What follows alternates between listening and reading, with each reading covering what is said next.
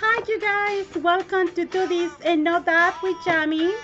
I am here to answer your question. The subject for this video today though is about trauma and the criteria and the possible therapy techniques that you can use or you can seek to try to help yourself. One of the things that I will always tell, knowledge is power.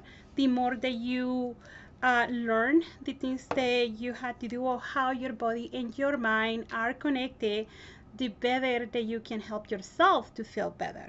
Okay?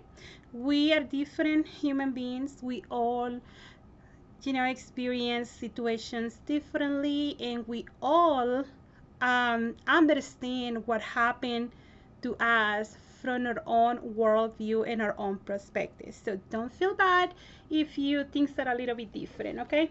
Let's fix this camera and let's see if we can continue. So the criteria for PTSD, it is direct and indirect or family related problems or kind of like trauma. Then there is exacerbation. There is exacerbation of a specific behavior, symptoms that happen after the incident.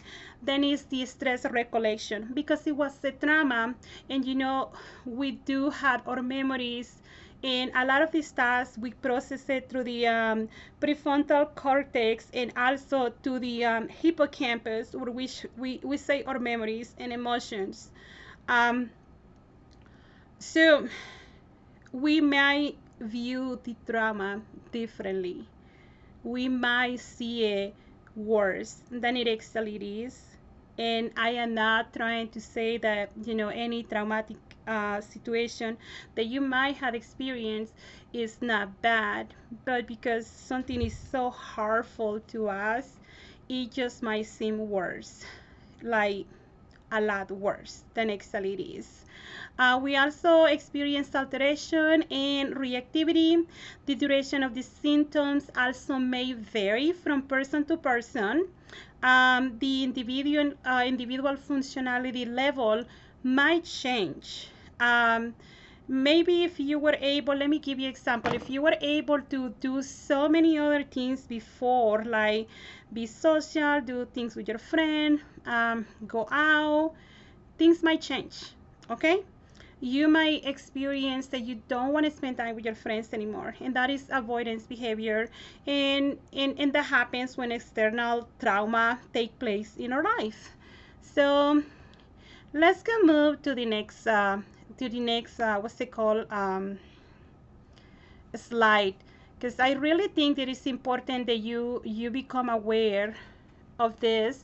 And places like Central America, South America, a lot of our people are having a hard time trying to understand that depression is real, the trauma is real, and that all those stressors do affect us and affect our cardiovascular system and affect us, our behaviors in general. So my job is trying to explain how your body and your brain work and what can you do to make things better. It's not really an easy job, because we all have a belief system that is steps on the way of learning, but it's not impossible. So let's try. So today the Veteran Administration and actually they use several modalities to help trauma survivors.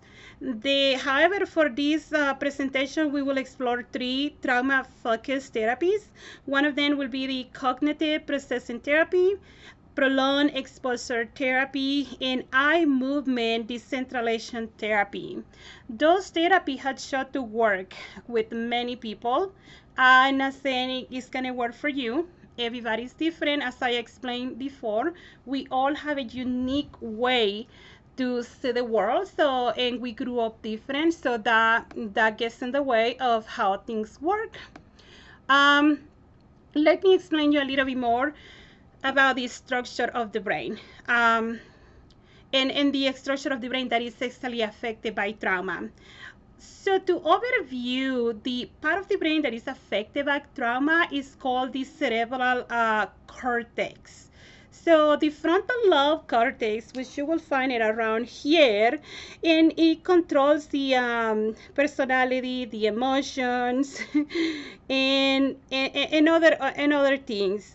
But then we have in the middle, if I put my brain to this way, in the middle you will find the prefrontal cortex, which is associated with the emotions and the limbic system and in other parts of our body. You know, it controls other part of our system. And then we have the parietal lobe cortex, which it controls the senses and the spatial coordination. Then we have the temporal lobe cortex that actually control our auditory processing. So this is how we listen. And then we have the occipital lobe. The occipital lobe cortex, which is going to control our visual processing.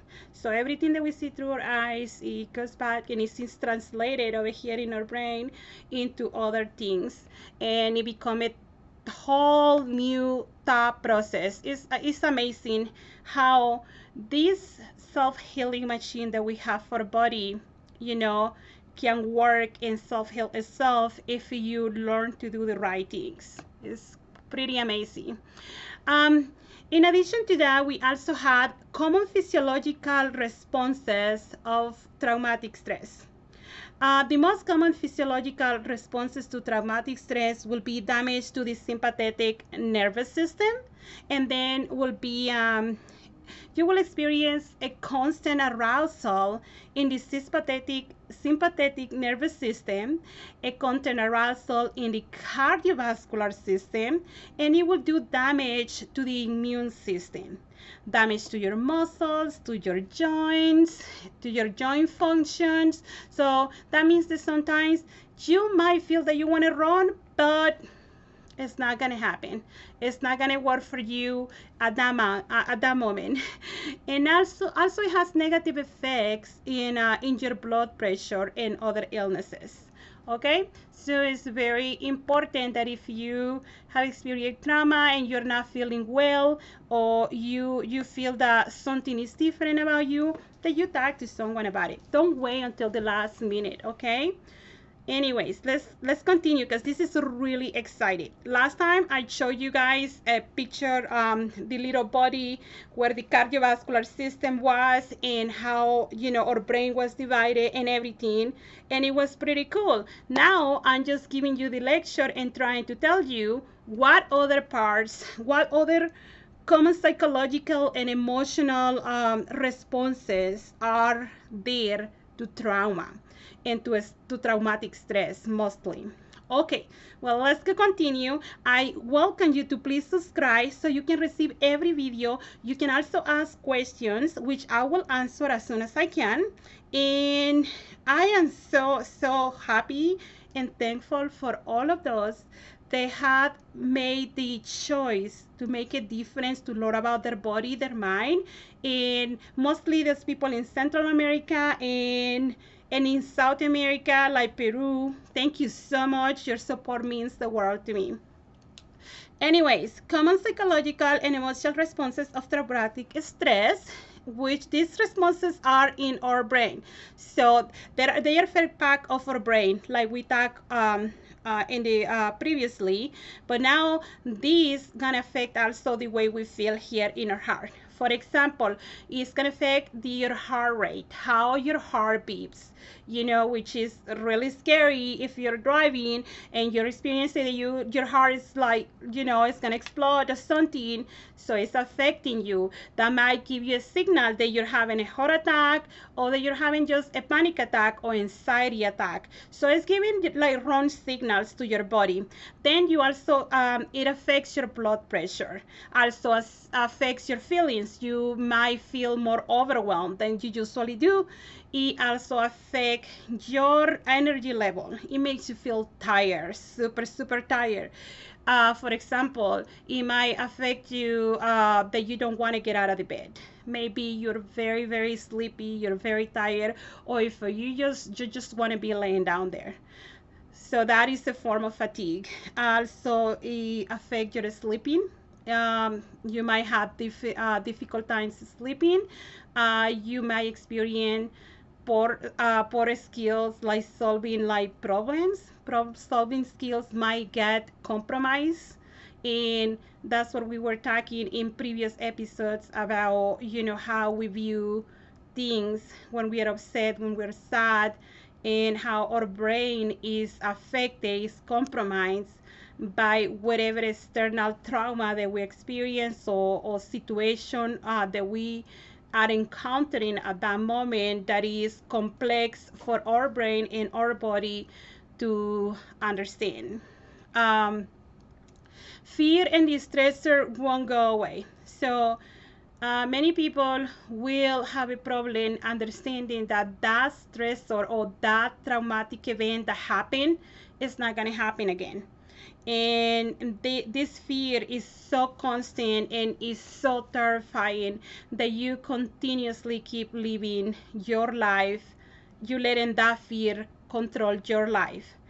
Today, I want you to think and tell me what emotion is driving you today. Every day, we let our emotions drive us.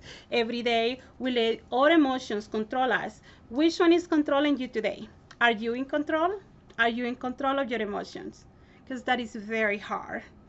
And let's continue with the presentation. Another responses are that we might experience persistent thoughts about one or more stressors. That one is pretty hard and it's pretty damaging because you will tend to experience it over and over. Once your brain receives a sensory stimuli from like wherever it happens, so your brain and your body will associate that stimuli to what happened that day on that stressor, and as a consequence this just will continue happening and happening. So cognitive therapy will help a lot with your tasks and reprocessing your tasks and trying to help you think more positive. So like I told you before, for every negative thought you have, try to do like do positive as well, okay? And try to write down what happened before and after your experience. You will also have like bad dreams. I'm not gonna lie to you about that. You will experience terrible dreams and you will probably wake up screaming. And this doesn't happen for everyone, but for some people it does. And that will happen most likely every night. And eventually, you know, it will stop happening less and less. But it can take years, like so many years for this to go away. So don't feel that that it will never go away. It's just keep doing your best, keep trying your best, don't give up. And also there will be a lot of changes in your behavior, including social withdrawal, feeling of sadness, frustration, loss of emotional control, inability to rest, and or self-medicate yourself. This is very dangerous, because when you self-medicate yourself, that's when a lot of people get addicted to drugs and a lot of other things, because they wanted to feel better, because they wanted to get the endorsements, they get the oxytocin that you get from taking those drugs. Or you want to get it, you want to get all that good feeling because you've been feeling so bad. So talking helps, and also writing things down. Also, if you're not going to be able to trust a friend or anything, because whatever traumatic event that happened to you, it has violated your trust. Maybe writing things down will work. Talking to a doctor or to someone, or calling a crisis line, maybe that will help you. And I want you to understand this. Your situation, it is important. No matter what happened to you and how others see your situation, it matters how you see it yourself. It doesn't matter what others think, it matters what you think. It matters how you feel.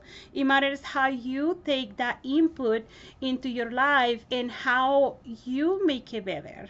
So what you do matters. What your change matters. What happened to you is extremely important. And what happened to you have happened probably to other people too. Imagine how difficult it is for so many people to deal with trauma, and not just one trauma, two, three, or four. Some people have had their whole life full of trauma, and they still refuse to do the wrong thing. They stand up every day. One of those people, it was Oprah Winfrey. She was abused by her family at a very, very young age, and she continued defining, the science. She continued trying to do her best and to be a successful human being. You can be a successful human being even if all these things are happening to you. You're not always going to be happy. This is not what depression and trauma does to you. You're not always gonna be sad either. It's gonna be a roller coaster that you're gonna have to tie a belt on it and just say, hey, I'm gonna ride this roller coaster, but I'm not gonna let it beat me up. Okay? Well, let's continue, because we wanted to learn everything that we can about this. Also, in the PowerPoint, we offer websites. So this website has assessments. And the assessments are very important because you can go there and you can take the assessment. Remember, nothing that I say will change. Please do not take everything that I say instead of your doctor's recommendation. Your doctor knows your unique situation. This is a generalization of a criteria of how we diagnose certain things, how we view certain things, but also it is a way to tell you that you're not alone. These things happen to everyone, most everyone nowadays. Like if it's one little thing, so one bad huge thing, I guess I shouldn't generalize. It happened to most everyone. Different things, different ways, different elements in the situation. But when they happen, we all take them differently. We all feel different. We all, it affects all of us differently. And it's important that you understand that you're not alone. There are resources for you. I am one of those resources, and you are welcome to always send a message. And I am very thankful for all of you that followed me on Facebook. I am very thankful that you continuously keep sending me questions, and also try to go to my videos. Please keep doing it. Don't give up, okay? I'm looking forward to see you in the next video and reading your questions. This is Do This, Know That with Yami. Do the right thing, okay? Bye.